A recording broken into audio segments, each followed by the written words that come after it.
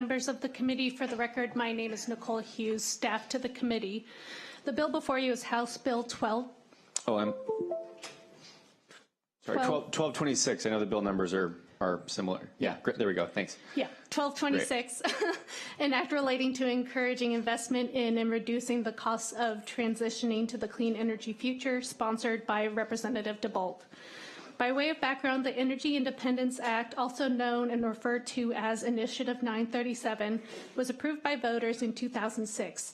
The Energy Independence Act requires an electric utility with more than 25,000 customers in the state, also known as a qualifying utility, to meet targets for energy conservation and to meet a certain percentage of its annual load with eligible renewable resources.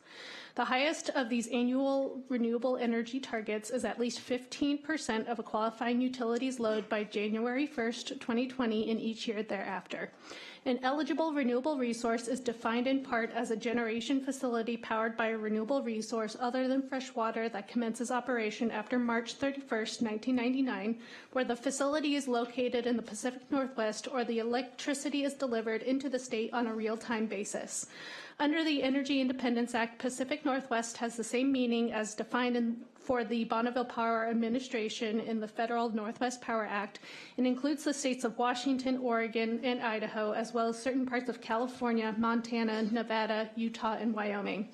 House Bill 1226 amends the definition of eligible renewable resource to include electricity from a generation facility powered by a renewable resource other than fresh water that commences operation after March 31st, 1999, where the facility is located anywhere within the Western Interconnection.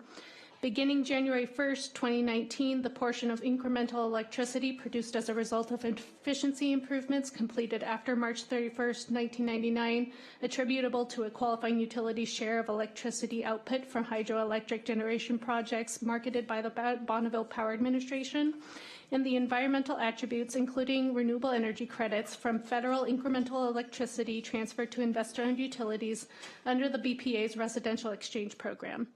Beginning January 1st, 2020, a qualifying utility may be considered in compliance with an annual renewable energy target if the utility uses any combination of eligible renewable resources and clean energy resources that are not eligible renewable resources to serve 100% of its load, and the utility makes carbon reduction investments in a dollar amount that is at least equal to the incremental cost of complying with an annual renewable resource target.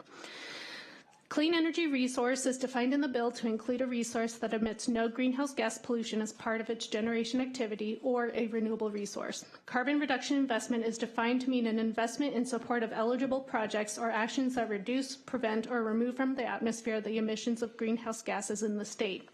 Beginning January 1st, 2029, each electric utility must use clean energy resources to meet any new energy or capacity need for Washington retail electric customers.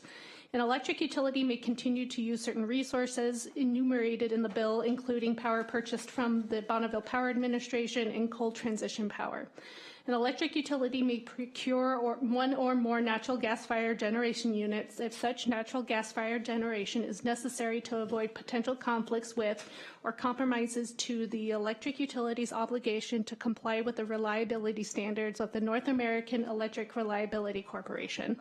House Bill 1226 establishes a number of tax preferences, including a sales and use tax exemption for personal property, labor, and services used for carbon reduction investments at or to offset the greenhouse gas emissions of an energy-intensive trade-exposed facility, as well as a public utility tax credit for persons who reduce their greenhouse gas emissions through carbon reduction investment projects.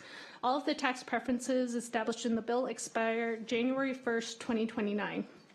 Lastly, House Bill 1226 repeals both the new energy and capacity need requirements and the requirements of the Energy Independence Act upon the effective date of any act by the legislature which imposes a tax, fee, or other monetary price on the carbon content of fossil fuels and electricity sold or used in the state. A preliminary fiscal note is available in the EBB, and with that I can take questions.